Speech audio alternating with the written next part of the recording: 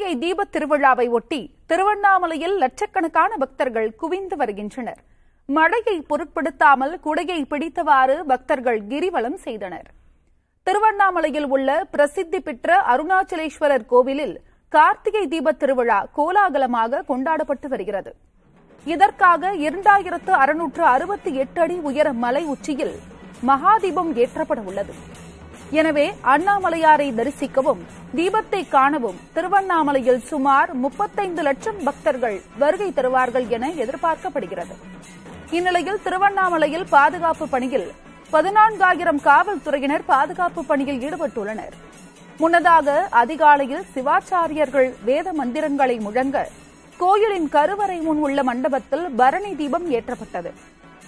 இந்த நிகழ்வில் அமைச்சர் சேகர் பாபு, துணை சபாநாயகர் பிச்சாண்டி, மாவட்ட ஆட்சியர் முருகேஷ் உள்ளிட்டோர் கலந்து கொண்டனர்.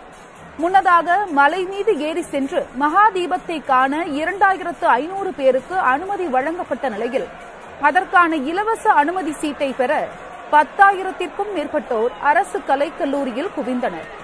அங்கு ஏற்பட்ட கூட்ட நெரிசலில் 3 பெண்கள் மயக்கமடைந்த நிலையில் கல்லூரியின் சுற்றுச்சுவர் இடிந்து விழுந்ததில் சிலருக்கு காயம் ஏற்பட்டது.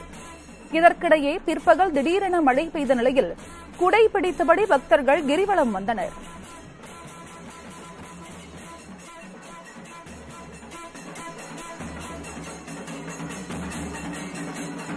நிறைய பேர் விழுந்துட்டாங்க.